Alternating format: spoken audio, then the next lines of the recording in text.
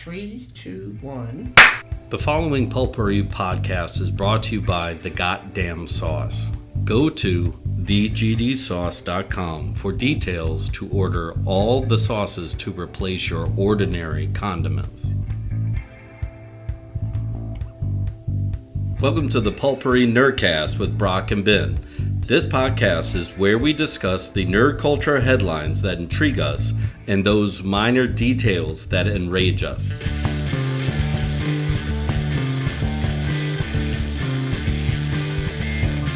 All right, we're just going to jump right into Invasion again because that show, it gets more bonkers by the episode. Yeah. So, like, by the end of season one, we were nowhere where I thought we would be. Like, I didn't think we would be inducing seizures in little boys so that they can shine with aliens. Yeah. Because that's just a weird way of putting it, but yeah. I mean, that's what they did. Yeah, I mean, I'm not disagreeing. I was trying to do it as succinctly as possible. I got that and minutia in this week. There you go. Winning. Life goals. Right here, look. ACT Life prep goals. going on. Life goals. So, yeah, I can't wrap my brain. So, do we have three characters who can now communicate with these things? Because we have clearly we have the boy, the British kid. Right, yeah. The Lord of the Flies kid. And now the Miko. Well, she figured out how to hack into their system. Right, yeah. so she can communicate with it as well. Yeah, she's got the non... I'm sure hopefully there's a scientific explanation for the kid, because that would just kind of be weird in that But show. then the other kid, the mother, he's now seeing things as well. Well, no, they have that piece of metal. Right. That I don't know. But remember, didn't he go shining at one point when they were in the woods? No, he just freaked out and had a hissy fit. Yeah. And raged through the piece of dragon glass. Yeah. That moves. Yeah. It's a little Alex Garland. Yeah, it's... The way it's like an organism. Well... Yeah, I mean, I think what they're setting up is that, or at least the drones that are sent down, yeah, are living metal in a hive mind. Yes, we know that. That are impervious to bullets, but fire kills them almost instantly. Fire kills everything. Fire.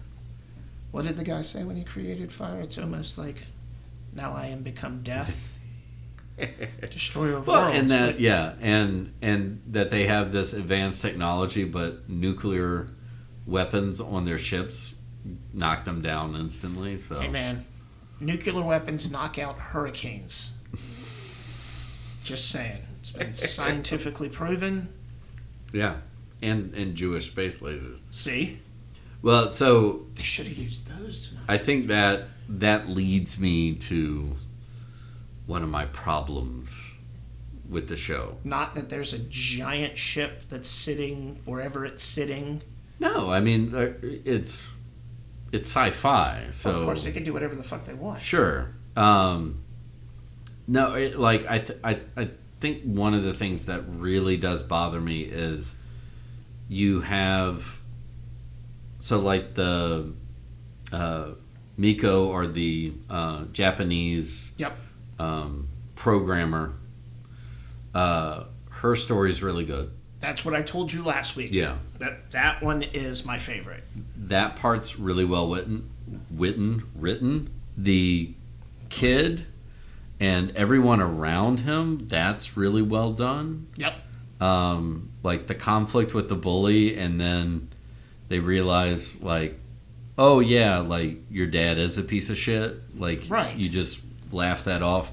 And then to get to that point when... Well, I mean, he also tells... his lady friend is searching for him. Yep. And then it happens to be the bully's got the Jaguar and the Aston Martin. Jaguar. That was one of my favorite scenes when they were like, why are we in the Jaguar? He's like, well, if we were in the Aston Martin, she'd be in the boot and you'd be in my lap. Like, yeah, but the car would be cool. Like, yeah. Yeah. So, Like, but then, like, the mom and the family is poorly you written. Skipped over The soldier, too. But, yeah. because he has some issues. I was going to say, like, first season, I think that was one where I kept being like, his storyline has to link up with one of the other ones, and it did. Yeah, the wife called that too. And before it happened, because he was just sort of this vacuous being, yep. and then it's like, okay, and I hated it. Yeah, he was like jarhead. Yeah, now you got and it was that whole, but yeah, you're sitting through like 5 episodes of like, I gotta find my man, right? And you're like, well, what's the fucking? Oh, it's like, okay, you're a devoted. Yep. Individual. Once you find your purpose, you're devoted to it. Hence all of the calls back to his wife, even though we later found out she did not want any part of him. No. And his son. Right. Which then plays into him being so devoted to the kid, to making sure the kid got to where he needed to. And so like that works. I get what you're saying about the mom and the kids. Second season, the soldiers, a much better storyline. Absolutely. And then it brings Sam Neill back into it. When he, what episode's that? Oh, I'm sorry. I'm jumping ahead of myself. Sorry. It doesn't matter. We did it last week too. Yeah. So what? Yeah. Whatever. I'm an episode and a half back behind. So, but yeah. I mean, I'm not gonna. The PTSD when he saved the drowning kid. Yeah. I was. What the fuck? Yeah, exactly. Like I said, like they start off, he's this 2-dimensional guy, and now he's like almost 4-dimensional. Yeah, I mean he's got all this trauma. Yeah. Which let's be honest here, that makes for the most intriguing characters. That's why bad guys are so fucking. But the mom, like and I'm not harping on the actors because I think they're doing well with. I'll tell you exactly what they're given, but like her kid, like. How do you... Let me just say this. If you're writing it and you're in this alien invasion apocalyptic moment and you got like, hey kids, be quiet. Mom, what's going on? Like, have a scene where it's like, shut the fuck up. Yes. We're about to die.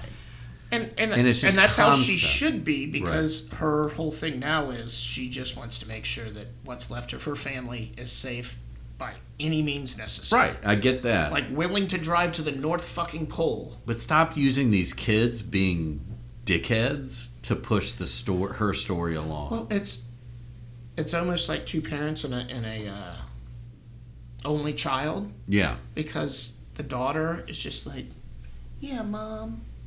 Yeah. She's just there. While she fights with the brother. Mom fights with her son. Yeah, and he's a total dick, too. Right, that's what I'm saying. They bicker all the time, and then it's like the girl is just like... And I know what they would say. It's like, well, it's a teenage kid, but I will say this, and it's one of the few times I will say this. That's where you got to go by, like, Walking Dead. Yeah. Is that they turn... Like, every kid in that show... Like understands the situation. Correct. And it's like you got Carl and then Carl's sister. And I get that they all become badasses. He's trying that, but he fails miserably, like stealing the tools, trying to steal the gas. Although, a couple of things I have with that.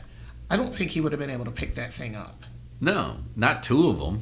Right, that's what I'm saying, and carry them like 100 feet. And apparently, in this version, Canadians are super rude and mean. I said that to the wife. I was like, are they outliers or Canadians? Does this show know something we don't know? And they were all out loud with it because they had the patch on here. And I was like, fuck, man, these people are terrible. Yeah.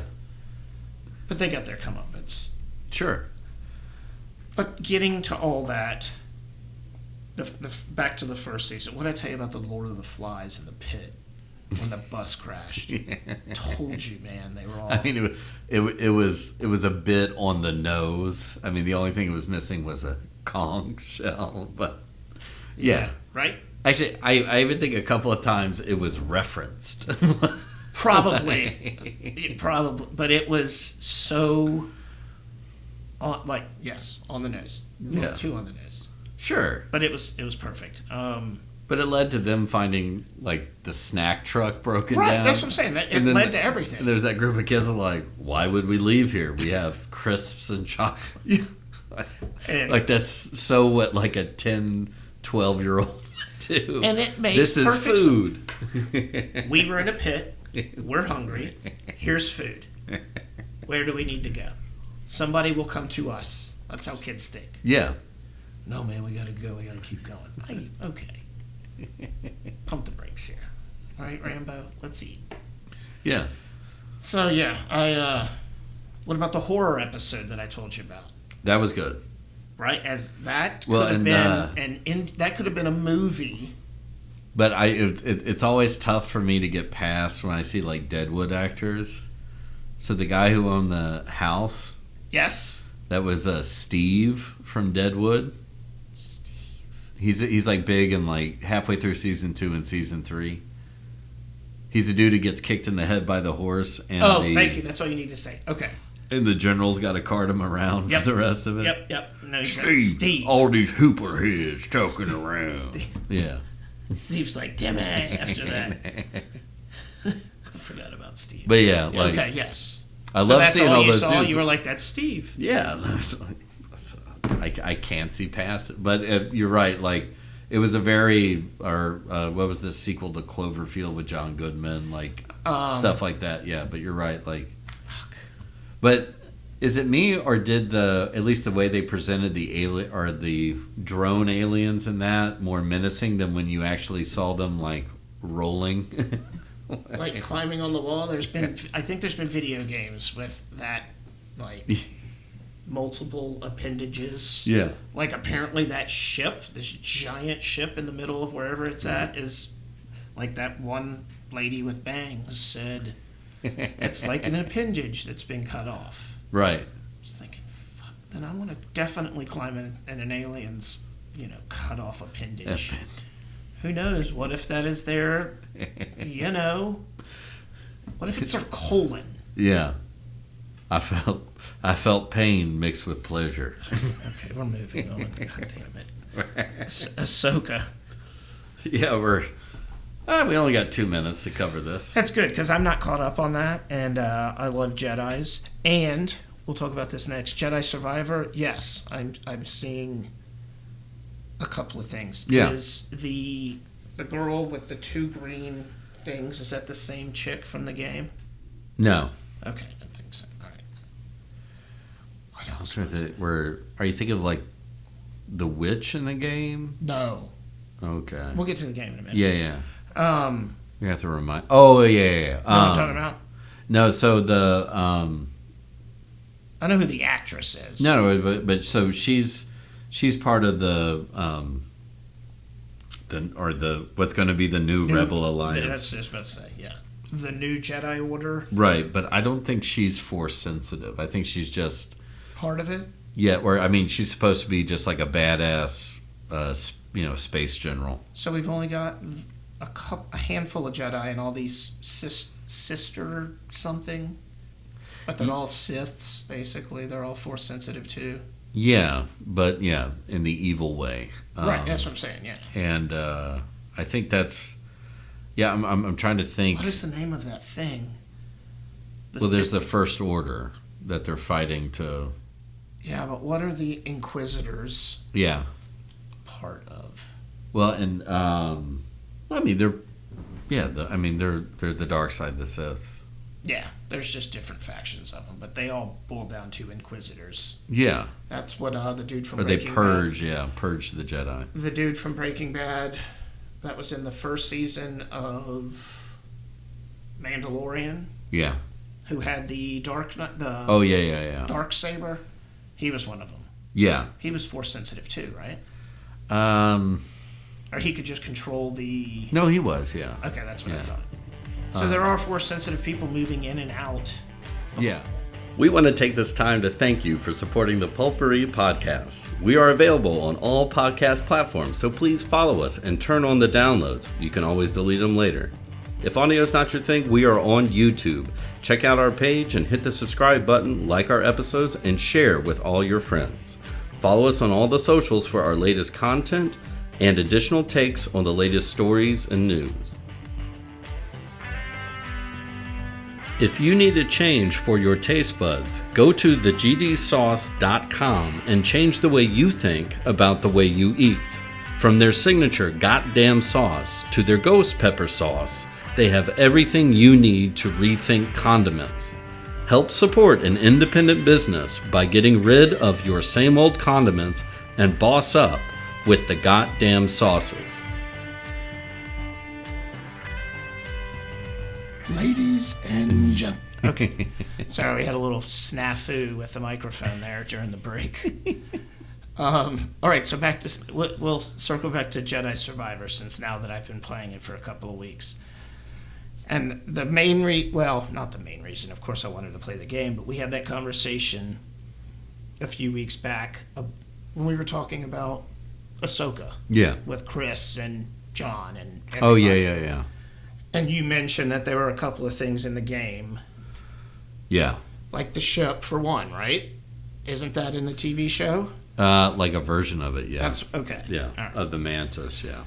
Thank you. That's the fucking word I was looking for. I won't, yeah. We won't go where I wanted to call it just now. Oh, Lord. Yeah, I don't know. So the game, first of all, I'm digging, this is petty as shit. I'm digging the cosmetics. I'm going to take my hands off this so that I don't fall. Because I'm rocking a mullet, a full ginger mullet. Sure. And a full ginger Hulk Hogan mustache. And to listen to this little kid's, like, early 20s baby voice while rocking what amounts to Abraham from The Walking Dead. It's fucking brilliant, first and foremost. Second, his little on again, off again relationship with I can never remember. Yeah, whatever her name is. She was in the first game too. Right. Yeah. Like briefly. Yeah, like where at the very end, she was the last like character. But that was added on. Okay, yeah. At the very end. All right. Who's force sensitive as well. Yeah, but like. Or is she just a different? Yeah. But it's like a different element of the Force or something like that. Yeah, because she teleports. She's like Nightcrawler. Yeah. Okay. But it's not the dark side. It's like this weird. But she's not like a gray Jedi or something like that either. No. Or like some Ahsoka other Force. or something else. She has mastered the dark arts of the Force, but not the Sith. So she's cool. Bodhi, the other guy. Is it Bodhi or is it just Bode? It's Bodhi. It better be. Yeah. You know who else was Bodhi? Patrick Swayze in Point Break. Yep, I said it. I like him. I guess overall, I like the fact that he doesn't talk as fucking much to himself or BD. The main character. Yeah. As what, like the first game? Yeah, the first game he got really annoying really quick. Like I had to lower it and put on closed captions so I didn't have to listen to his fucking constant banter with a fucking robot. I didn't need that in my life. Yeah. Now they've rectified that and they've added people to help him along the way in comms, so he's not talking to himself as much. Right. Good. The platforming, which is what we talked about, I think, off mic last time, where it's like I need to run up this wall back and forth Mario Brothers style, and then zip line to here and run across these two walls that are both curving. Yeah. And going up. So I'm having to jump up twice and then getting another zip line to some platform that I can't see. Yeah. Fun fucking stuff. Oh, yeah. Intense. And it's like not like, okay, here's 6 seconds of platforming. No. Like you platform for half a mission. Oh yeah. Well, and then wait when you got to go back to get the. Yeah. If you go back to get like the extra stuff, you have to do it in reverse. Yeah, and see you've got shortcuts, but I know they haven't because I just finished the moon base and the other thing, and I'm going back to home base, I think. Oh, man. You're not even to the good part. No, I'm not. That's what I'm saying. I'm not. But instead of moving forward with the thing, I'm going to go back to the original place we were at. I guess, the home base, as it were. Yeah. Well, I would wait till you, or like once you have the teleport. Yeah, that's the one thing I'm missing. I got my blaster now. Oh yeah. That thing's fun. But you got to upgrade that one. Yeah, no, I've focused on that. Yeah. That's why when I texted you last night about the heavy sword, because it seemed fun. Yeah. But it is slow. Right. Yeah. And I get that the defense is good, but it is slow. Right. Whereas if you got the faster ones, you can level up to where you get the fun stuff, like the dual wielding on this one. You can hold down triangle on PlayStation. It takes up your force meter, but once you have your force meter all the way, you just sit there and hold them like with the force, and it blocks everything and like knocks the lasers back into the really. But like the blaster is fun because you can. It's got like a Red Dead Redemption thing on it. If I'm beating a bunch of people, I hit a bunch of them, and then I shoot at them as I'm backing away. Yeah. Does they do lots of mobs? Those the break in the force is what they call them. Yeah. Where you have to go in and you've got a time and you got to kill, do whatever the fucking. Oh yeah. But there's one of the things where like it slows down time and you can target everybody. And then when you like execute, then everything speeds back up and it's like boom, boom, boom, boom, and then you still have the lightsaber. A proper Red Dead. Yeah. Now I understand what you're saying. I hadn't gotten there yet. No, yeah. Well, I mean, you got to clearly. You got to get you have to clear out not clear it out, level up the whole. Oh, is that like the wall. Final? Yeah. For the blaster. It's one of them, yeah. But you got to have like 2 or 3.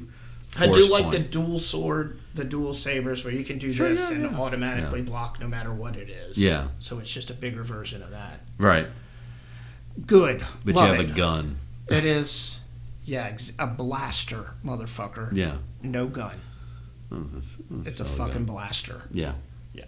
So, and a blaster. Yes.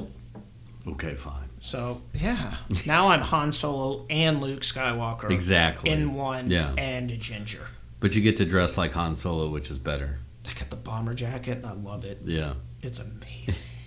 I love cosmetics. But my wife would be like, you spend more time dressing up those things. And she's not an asshole. I just made that up. But she's like, you do spend more time cosmetics than things. Yeah. You got to look good while you're murdering people. Yeah. Have you seen my Diablo character? Fuck. So, okay, one final question, and then we'll move on to the really fun stuff. Talking about rapey people, Vince McMahon. Is any of the game canon? Yeah, that was almost a TKO. I mean, it should be. Right, because it's Disney's. It's a Lucas Art, which is part of Disney. It's Lucas Films. Or I don't know what they call the video game. I don't know if any of the characters. I want to say Cal has been referenced in something. But it's clearly on the timeline. Like, it's past Order 66, and Cal's master got 86. Yeah, this would have been... So it's not in the Ahsoka time... No, it is. It would have to be. It's in the Ahsoka timeline. I'm thinking... Post... It's not murdering of the Jedi Mandalorian. Order. But it's not to Mandalorian. Yeah. It's like that time frame when all of the Jedi are scattered... Right. And trying to collect themselves. Yeah, between Revenge of the Sith and A New Hope. Yeah. Where they're basically being hunted by the Inquisitors or whatever the fuck you want to call them. Yeah. The Sith Lord. They've got many names at this point. Sure. Okay. So I wanted to make sure that it was... Well, and the final thing I have about it, and I will continue to say about this one and the first game, is... Where the fuck were these developers on the other Star Wars games? Don't know. We had to play shit and the games with no storylines, and then they finally figured it. Thankfully they figured it the fuck out. But I think what it took was it took over 30 years of my life. It took Naughty Dog to like fine tune that motion capture, platforming aspect, while also having a combat system that works. Yeah, with the believable acting pieces in between. Exactly, because you can't. I mean, you could just throw a character out there and be like, "Oh, he's got force powers," but that's what they did at Battlefront. Where it's like, "Oh, look, I've got force powers, but I can't really use them." Right. This game, perfect. They could do a Battlefront with these characters and even these maps, because the maps, if you shrink them down, they're mazes. They're a perfect map. Yeah. So I can't wait to finish it. Now, on to the fun stuff. WWE is no longer. The UFC is no longer. Now they are TKO. Yeah. Or maybe they're still branded WWE and UFC, but they're under the parent organization. Yeah. Right. Because WWE was just fucking WWE, and so was UFC. Well, I was going to say, but like to me, it sounds like you now are going to have easier crossover between the two. Correct. I mean, the first thing was, okay, so when does Conor McGregor show up at a WWE event? Or like if like Brock Lesnar's like, well, fuck it, I want to try one more run. He's talked about it. Yeah. Just for a payday. Like, have him go over there and fight. It doesn't even fucking matter. John Bones Jones, and have them both make, I don't know, $5 billion. Yeah.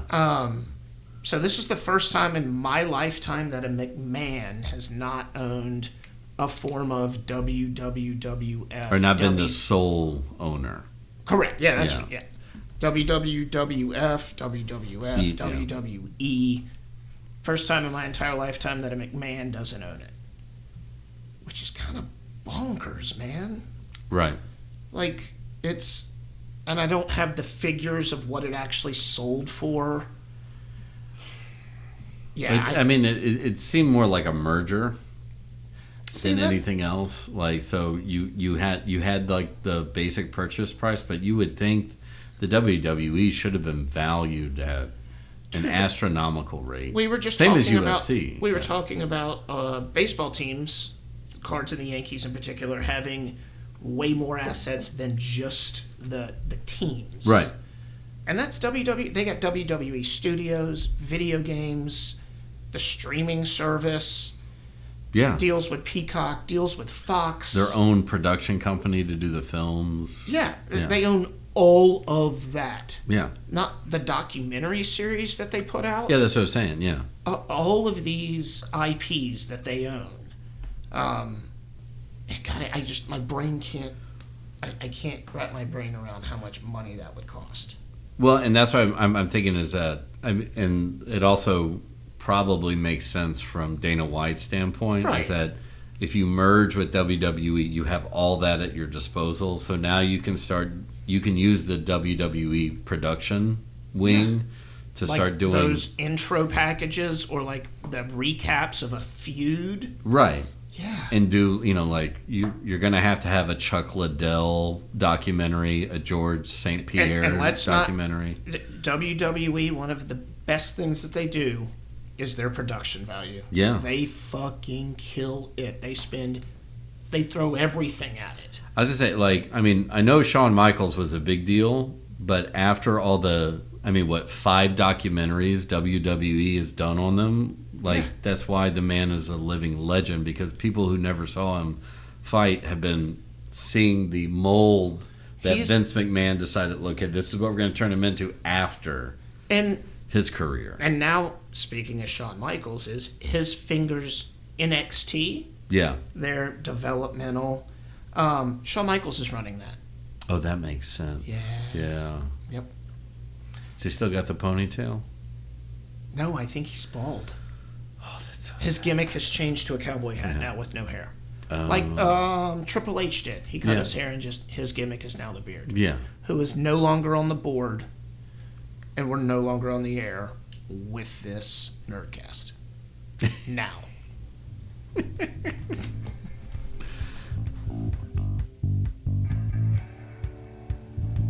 The following Pulpery podcast is brought to you by The Goddamn Sauce. Go to thegdsauce.com for details to order all the sauces to replace your ordinary condiments. Pulper is a privately produced podcast by Brock Ryder and Ben Grimion. Social media and photography by Beck Ryder. Original music by the Heisenberg Compensators.